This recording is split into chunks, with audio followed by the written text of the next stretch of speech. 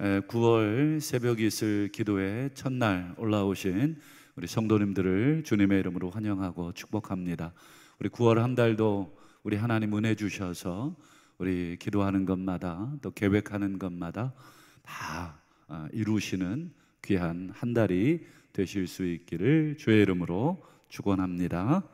오늘 함께 보신 본문으로 누가 이 은혜를 맡을 것인가. 사실 오늘 특송 들으면서 제가 깜짝 놀랐습니다. 오늘 이 특송의 내용이 딱 오늘 말씀의 내용이었습니다. 이심전심이었나요? 어쨌든 오늘 누가 이 일을 맡을 것이냐. 참 오늘날 일을 맡겠다는 사람도 없고 또 참 하나님이 맡길 만한 사람도 참 찾기가 어려우실 것 같다, 이런 생각을 오늘 말씀을 좀 준비하면서 해봤습니다. 우리 사도 바울이 고린도 교인들하고 오랫동안 계획한 것이 하나 있었다 말씀을 드렸죠. 그게 뭐냐면 유대인 그리스도인들과 이방인 그리스도인들, 이 민족은 다르고 혈통은 다르지만 예수 믿는 것은 똑같았다. 근데 여러분, 우리도 그렇습니다만 우리 같은 민족이고 또 같은 지역에 살면서 같이 예수를 믿는 것 같은데 이 하나가 되지 못할 때가 종종 있죠. 여러분, 하물며 유대인하고 이방인들은 이 오랫동안 하나가 된다는 것은 거의 불가능합니다. 유대인들은 이 잘못된 이 선민 사상에 빠져서 이 자기들만이 하나님의 이 선택을 받은 백성이라고 이 착각에 착각을 더했고, 하나님이 주신 율법을 가지고 전부 다른 사람 좁혀는 일에만 사용했어요. 이 율법을 자기 자신을 들여다보고, 아이고 내가 하나님 뜻대로 못 살았다, 이렇게 거울로 삼아야 되는데 전부 이 망치로 삼아서 다른 사람에게 들이대면서 너는 죄인이야, 너는 죽어야 돼, 이런 식으로 사용을 한 것이죠. 그러니 유대인하고 이방인하고 사이가 좋을 리가 없죠. 그것에 대한 통렬한 고발이 로마서 2장입니다. 남을 판단하는 너는 누구냐, 이 사도 바울이 이 유대인들을 향해서 아주 통렬하게 고발을 하는 내용이잖아요. 어쨌든 이 유대인 그리스도인과 이방인 그리스도인들 간에 이 예수 믿었다는 것 말고는 이 도무지 하나가 될 수 있는 이게 안 보이는 것입니다. 그래서 바울이 계획한 것이 하나가 되게 하는 계획. 여러분, 언제 하나가 되는데 완벽하게 하나가 아니더라도 최소한 마음을 열고 최소한 좀 받아들일 이런 것들은 언제 제일 좋습니까? 내가 어려울 때, 또 상대방이 어려울 때 손을 내밀거나 도움을 주면 여러분, 그때의 그 고마움은 아마 평생 가죠. 그렇기 때문에 예루살렘에 지금 큰 흉년이 들었고, 주로 예루살렘 교회는 유대인들을 중심으로 한 그리스도인들, 예수 믿는 사람들이 주를 이루었습니다. 그래서 유대인들을 중심으로 한 이 교회가 어려워졌다는 이 소문이 지중해 전체에 다 퍼졌죠. 그래서 사도 바울이 복음을 전하면서 이번 위기죠. 위기를 기회로 좀 바꿔야 되겠다, 바꿨으면 좋겠다. 그게 뭐냐? 바로 이방인 교회에 지금 선교하고 복음을 전하러 다니면서 지금 유대 그리스도인들 예루살렘 교회의 상황을 쭉 설명을 합니다. 우리가 그들로부터, 우리가 믿는 예수님도 혈통적으로는 유대인이다. 우리가 그들로부터 복음을 받았으니까 그들이 물질적으로 어려울 때 우리가 물질로 돕는 것이 마땅하다, 이런 이야기들을 쭉 했고, 고린도 교회 성도들은 흔쾌히 다 동의를 했는지는 모르겠습니다만 어쨌든 그 계획이 교회적으로 시작이 됐어요. 그런데 시간이 조금 지나감에 따라서 사도 바울과 고린도 교인들 간에 갈등이 조금 생겼습니다. 오해가 생기고, 그 오해를 뭐 지금이야 이렇게 쉽게 만날 수 있지만 이 시대에는 이렇게 오해가 생겼다고 쉽게 만날 수 있지를 못하죠. 그래서 막 안 만나게 되니까 더 오해에 오해를 또 갖게 됩니다. 그러다가 어쨌든 편지를 몇 번 주고받고 또 사도 바울이 누군가를 또 보내고 이런 과정에서 오해가 풀린 그런 일이 발생합니다. 그래서 사도 바울이 이 일을 계기로 다시 유대인과 이방인 그리스도인들이 다시 화합할 수 있고 마음을 나눌 수 있고 우리가 예수 안에서 같은 몸이라고 하는, 같은 지체라고 하는 것을 다시 확인할 수 있는 이 구제금 계획을 용기 있게 다시 말을 합니다. 그게 우리가 8장 전체의 내용이고, 이미 고린도전서 16장에도 그 내용이 나오고, 그 다음에 이제 내일부터 살필 9장에도 또 이 헌금에 대한 이야기. 여러분, 사도 바울이 이 구제금, 헌금에 대해서 많이 얘기했다고 사람들이 오해할 것 같은데, 여러분, 사도 바울은 실질적으로 사역비도 교회로부터 받지 않은 그런 사람입니다. 그렇기 때문에 사도 바울이 오늘 뭐 구제금 얘기하고 헌금을 얘기한다 그래서 오해할 것은 전혀 없습니다. 그건 본인을 위해서 사용하겠다는 물질이 아니라 서로 유대인과 이방인 간의 하나됨을 위해서 그저 아주 귀한 수단으로 이 물질을 사용하려는 목양적 계획이었습니다. 어쨌든 이 구제헌금, 문제는 이 구제금을 어떻게 전달할 것이냐, 이게 문제입니다. 지금이야 여러분 계좌이체, 뭐 송금이라는 아주 편리한 방식이 있잖아요. 그리고 뭐 그 금액이 은행에서 딱 찍혀 나오기 때문에 잘 전달됐구나, 교회에다가 이렇게 보여주기도 좋고, 우리도 교회에서 1년에 2번 정기적으로 감사를 하잖아요. 그래서 제대로 잘 사용했는지, 그러니까 뭐 은행 전표를 보면 뭐 딱 나오기 때문에 금방 뭐 신뢰할 수 있는데, 여러분 1세기에는 뭐 은행도 없고 뭐 계좌이체도 불가능한 시절이니까 어떤 방법으로 이 거액의 헌금을 전달하겠습니까? 그렇죠, 인편, 사람을 통해서 직접 가는 방법밖에는 없어요. 지금이야 뭐 비행기 있고 뭐 한 방에 날아가잖아요. 예전에 한번 말씀드린 적이 있는데, 예전에 이 네팔에 지진 났을 때 저도 교회에서 2천만 원을 헌금을 우리 했었습니다. 그거를 저에게 맡겨주셔서 제가 그거를 다녀와야 되는 임무를 맡았는데 겁이 덜컥 났습니다. 그래서 제가 교회에다가 저 혼자 못 갑니다. 저를 같이 보내줄 사람을 하나 택해 주십시오.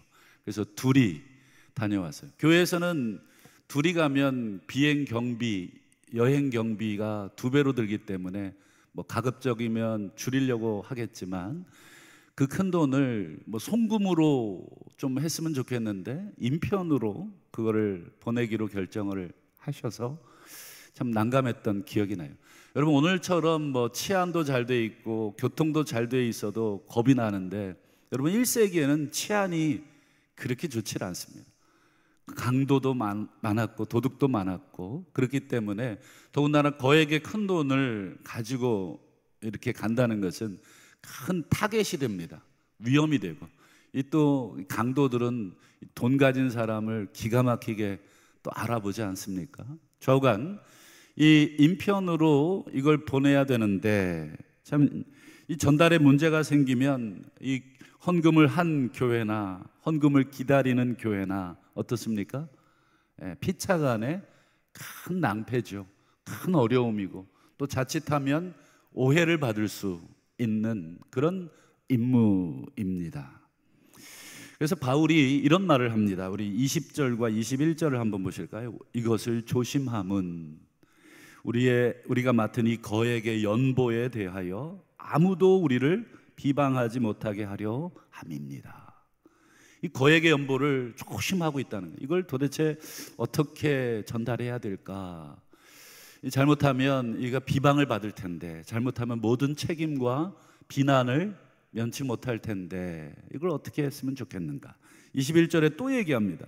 이는 우리가 주님 앞에서뿐 아니라 사람들 앞에서도 이 좋은 일, 이 선한 일, 즉 이 거액의 연보를 모으고 전달하는 이 귀한 일, 선한 일에 조심하려고 합니다. 바울이 두 번이나 조심합니다, 조심하려고 합니다. 이걸 어떻게 전해야 되겠습니까? 이 문제를 지금 고심하고 있는 것이죠. 한마디로 이 헌금을 어떻게 전달할 것이냐. 그럼 사람에게 전달을 해야 되는데, 사람을 통해서 전달해야 되는데, 그럼 어떤 사람을 우리가 선택할 것이냐. 여러분, 사람 선택하는 게 지금도 어떠십니까? 굉장히 까다롭고 어렵습니다. 이걸 이분에게 맡기면 이분이 잘 할 수 있을까? 참 고심에 고심을 또 합니다. 또 맡겨놓으면 잘하는 사람도 있지만 중간에 그냥 두 손 들고 못하겠다고 하는 분도 있고, 참 이 인사가 만사라고, 참 이 사람을 선발하고 사람에게 어떤 일을 맡기는 게 참 어렵습니다. 그래서 사도 바울이 오늘 본문에 보면 세 명을 추천합니다. 한 명은 디도는 이미 알려져 있는 인물입니다. 우리 디도서의 그 수신자이기도 하고 또 실제적으로 목회를 했던 그런 인물입니다. 나머지 두 명은 익명으로 처리를 하고 있어요. 저 사람, 한 사람, 그 사람, 뭐 이렇게 누군지를 모르겠어요. 뭐 아무리 읽어봐도 누가 가져갔는지를 모르겠어요. 익명으로 왜 처리했을까? 뭐 그거야 모르겠습니다만 좌우간 이 세 명을 사도 바울이 천거를 합니다. 그러면서 이 세 사람에 대한 이야기를 하면서 오늘 이 이야기를 통해서 오늘 우리들에게도 어떤 교훈과 어떤 말씀을 받아야 될지 한번 볼 텐데, 오늘 비록 헌금을 전달하는 일을 이 세 사람에게 물론 더 있을 겁니다. 이 바울이 추천한 세 사람은 나머지 이제 고린도 교회에서 추천한 또 다른 사람들과 함께 여러 사람이 함께 이 운반을 하게 됩니다. 굉장히 중요한 일이기 때문에 한두 사람에게 맡기질 않고 여러 사람이 같이 갑니다. 결국은 오늘 이 헌금을 전달하는 일뿐 아니라 주님의 일을 누구에게, 어떤 사람에게 맡겨야 될 것인가를 오늘 함께 세 가지로 우리가 생각을 해보면서 결론을 맺으려고 합니다. 첫 번째, 어떤 사람에게 주의 일을 맡겨야 되느냐. 오늘 18절을 한번 보실까요?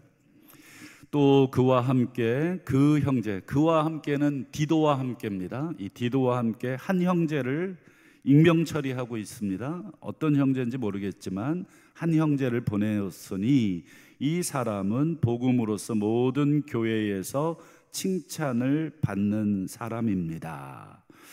여기서 우리가 주의 일을 맡길 때 첫 번째 원칙은 뭐겠습니까? 모든 교회에서 칭찬을 받는 사람. 칭찬을 받는 사람. 칭찬이라는 것은 평판이 좋다 이런 뜻입니다. 그저 몇몇 사람들하고 이렇게 친하다 이래서 칭찬이 아니라 전반적으로 이 적이 없어야 됩니다. 이쪽에서나 저쪽에서나 여당에서나 야당에서나 다 공히 인정할 수 있는 사람. 왜 모든 교회라고 그랬냐면 지금 사도 바울은 고린도 교회보다 윗지역에 있습니다. 현재 위치가. 그 윗지역을 성경에서는 마게도냐라고 부릅니다. 이 마게도냐는 이 지역 이름입니다. 우리로 얘기하면 전라북도가 되죠. 전라북도에는 교회가 하나만 있는 게 아니라 여러 개가 있어요. 그래서 전라북도 지역에서 있는 모든 교회, 이런 표현입니다. 그래서 마게도냐 지역에 있는 모든 교회가 대표적으로 빌립보 교회, 뭐 데살로니가 교회, 뭐 이런 교회들입니다. 한마디로 두루두루 그 지역에 있는 모든 교회로부터 이 사람은 어때요? 평판이 좋습니다. 그저 한 교회 정도가 아니라 다른 교회에서도 아이고 그분은 믿을 수 있습니다. 이런 평판이 좋은 사람. 여러분, 모든 교회에 또는 모든 사람들에게 칭찬, 평판이 좋게 된다는 것이 사실 너무 힘들죠. 우리 교회도 여러분 일꾼 하나 뽑는데 어떻습니까? 이렇게 참 어렵더라고요. 일꾼 뽑는 게 한마디로 쉽지 않습니다. 하물며 모든 교회에 평판이 좋은 사람 뽑는 것이 어려워요. 그러나 최소한의 기준이 또 우리가 양보하자면 평판이 좋지는 못해도 비난받을 일은 없어야 되는 그런 사람. 그래서 우리 디도서 1장 6절에도 보면 바울이 이 오늘 헌금을 가지고 갈 디도에게 편지를 보낸 적이 있죠. 각 성의 장로들을 세우게 하려 함이니 책망할 것이 없어야 합니다. 평판이 좋으면 책망할 것이 없겠지만 어쨌든 이 두 가지의 기준을 사도 바울은 교회 일을 하는 일을 맡기는 사람의 첫 번째 기준으로 삼고 있습니다. 오늘 두 번째 기준을 한번 보겠습니다. 어떤 주의 일을 어떤 사람에게 맡겨야 되느냐. 우리 19절을 한번 보실까요? 자, 그는 여러 교회의 택함을 받아 우리가 맡은 은혜의 일로 우리와 동행하는 자입니다. 여러분, 평판이 좋은 사람들이 여러 명 있지만 그 중에 모든 사람을 다 선택할 수 있는 것은 아니겠죠. 평판이 좋은 사람, 칭찬을 받는 여러 사람 중에서도 택함을 받은 사람을 우리가 주의 일을 시키고 있다 하는 것을 보게 됩니다. 여러 명의 좋은 사람들이 있지만 그 중에서도 택했다는 말은 그 중에서도 어때요? 선별했다. 그 중에서도 완전히 신뢰를 할 수 있다. 이런 의미로 택한 것입니다. 한마디로 이 택했다는 말은 신뢰할 수 있다. 교회가 신뢰할 수 있는 사람에게 이 중요한 일을 맡기고 있습니다. 교회가 택했다는 것은 교회와의 신뢰관계, 한마디로 교회와 잘 소통이 되고 협력이 되는 사람. 그래서 디도에게 보낸 이 또 다른 이 교회의 일꾼을 선발하는 기준 중에 디도서 1장 7절을 한번 보실까요? 6절은 아까 봤고 7절에 보면 이런 말이 있죠. 제 고집대로 하지 않는 사람이어야 합니다. 이 교회의 일꾼, 또 교회의 감독, 교회의 장로, 또 집사, 어떤 교회의 중요한 일들을 맡기는 그 사람은 제 고집대로 하지 않아야 합니다. 이게 굉장히 중요한 기준 중에 하나였어요. 교회가 어떤 일들을 결정할 때 여러분, 우리가 어떤 위원장으로 세우고 부위원장으로 세우고 어떤 장으로 어떤 일들을 맡기는데, 교회라는 건 여러분 우리가 돈 주고 사람을 고용하는 이익 집단이 아니기 때문에 이거 해, 안 하면 잘라, 이럴 수가 없어요. 서로 협력이 되지 않으면 우리가 함께 신앙생활하고 함께 하나님의 나라를 우리가 이루어가는 신앙 공동체이기 때문에 우리가 월급 주고 일 시키고 이런 관계가 아니죠.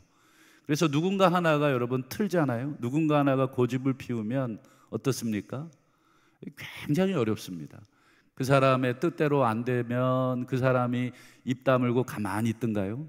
그렇지 않아요. 나가서 온갖 이야기를 다 하고 다니죠. 교회를 더 어렵게 만들고 또 누군가를 비난하고 그 일을 비난하게 되기 시작합니다. 그러면 이 교회는 말씀드린 것처럼 이익 집단 아니기 때문에 그 사람은 어떻게 하기가 어렵습니다.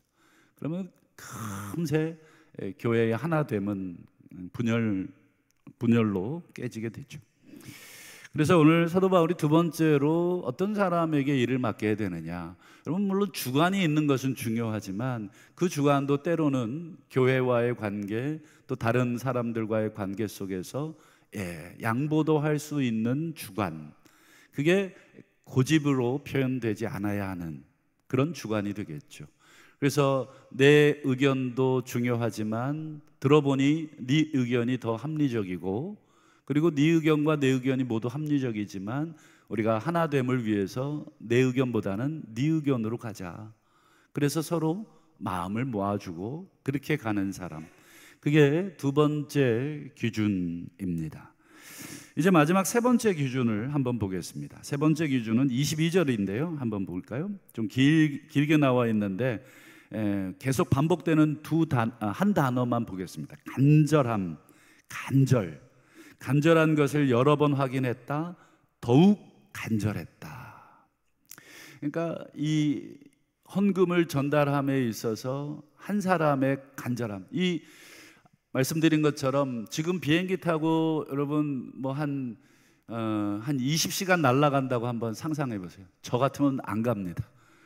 비행기 좌석은 얼마나 좁습니까? 뭐 비즈니스석 뭐 이런 누워서 갈 수 있는 좌석도 아니고, 여러분 직각으로 세워져서 뒤에 사람 생각하면서 의자를 뒤로 잠깐 밀기도 어려워요. 뭐 오금이 저립니다. 오금이 저리고, 그리고 허리 안 좋은 사람은 앉아 있기도 힘들고, 그리고 뭐 이 고도 차이 때문에 뭐 귀도 아프고 막 답답하죠. 오늘날에도 뭐 비행기라는 그런 빠른 수단이 있는데도 이 일을 글쎄요. 우리 이제 10월에 캄보디아 선교 가는데 어떻습니까? 4박 5일, 3박 4일 일정 모든 걸 다, 내 일상을 다 정지해 놓고 3박 4일 갔다 오는 것도 사실은 큰 헌신이 필요한 것입니다. 물질적인 헌신, 시간적인 헌신, 내 생업의 헌신. 21세기에는 여러분 배 타고 가는 육로보다는 배가 더 빠르거든요. 배 타고 갔다 와도 최소한 한 달입니다. 한 달 동안 내 일을 다 중지해야 되고, 그 비용을 뭐 교회에서 댄다 그래도 여러 가지 체력이나 에너지, 갔다 와서의 일상의 복귀, 모든 걸 다 고려했을 때 여러분 이 일에 헌신하지 않으면, 오늘 아까 우리 특송하신 것처럼 이런 일 감당할 수 있나? 주님 물어보실 때 아유 저는 못합니다. 뭐 젊은 사람 가고 뭐 돈 있는 시간 있는 사람 가고, 이런 이 모습들이 1세기에는 훨씬 더 비일비재했어요. 세 번째는 정말 이 사람이 열정이 있느냐, 간절함이 있느냐. 여러 번 사도 바울이 확인한 것입니다. 너 이 여행이 그냥 꽃놀이 가는, 뱃놀이 가는 여행 아니다. 위험하고 생명이 위험할 수도 있고, 너의 비용이 들 수도 있고, 너의 생업을 내려놔야 되고, 여러 번 사도 바울이 확인을 한 것입니다.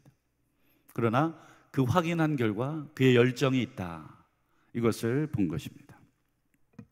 오늘 사도 바울은 여러분 유대인과 이방인의 하나됨을 위해서 헌금을 각 교회에 모으고 있어요. 그냥 모은 것으로 끝난 게 아니라 이걸 또 전달하는 이 모든 과정에 사도 바울이 자칫하면 모든 욕을 다 뒤집어 쓸 수 있어요. 모든 책임을 다 뒤집어 쓸 수 있어요. 사고라도 나면 사도 바울 네가 이거 하자 그래서 지금 이 사단이 났다고. 누구 하나 여행길에 죽기라도 하면 어떻게 되겠습니까? 왜 이런 일을 해서 이 사람까지 죽이냐고 틀림없는 비난과 비판. 그래서 사도 바울이 조심하고 또 조심하고 이 일에 완벽한 책임을 스스로 질 수 있는 사람, 이 일에 누구에게도 책임을 전가하지 않을 수 있는 책임감 있는 사람, 이 일은 전적으로 내 일입니다라고 하는 그런 이 책임감을 가지고 맡아서 할 수 있는 사람. 여러분 우리 비난받는 거 죽기보다도 싫습니다. 내가 뭐 앞에서 손가락질 받자고 여러분 교회 일 하시는 분 누가 있겠습니까? 특별히 여러분 장로님들, 여러분 웬만하면 손가락질 하지 좀 마십시오. 뭐 위원장 맡아서 이 일 저 일 하다 보면 크고 작은 성도님들에게 마음에 안 맞는 일들이 왜 없겠습니까? 우리 구역장님들 또 속회장님들 마찬가지입니다. 누가 이거 뭐 월급 줘서 이 일을 맡아서 하시는 분이 누가 있습니까? 하다 보면 때로는 실수할 수도 있고 때로는 마음에 안 들 수도 있지만 그 모든 화살을 전부 그 맡은 장들에게 돌린다면 여러분 교회는 여러분 금세 분열되는 것입니다. 좋은 일을 하면서 싸우게 되고 선한 일을 하면서 분열하게 되고 하나님을 하면서 여러분 사탄에게 틈을 주는 그런 것이죠.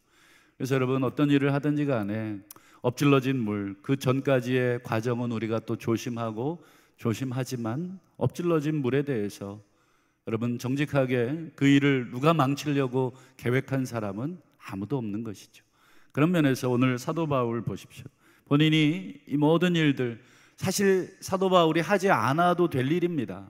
누가 뭐라고 하지 않은 일이지만 사도 바울은 성도들과 함께 이 선한 일을 계획했고, 이 선한 일을, 이 헌금을 전달하는 일에 또 신중에 신중을 기하면서 이런 사람들을 지금 선발을 하고 있습니다. 말씀을 맺겠습니다. 여러분, 교회에 크고 작은 일들을 하다 보면 참 눈물 날 때도 많고 속이 상할 때도 많죠.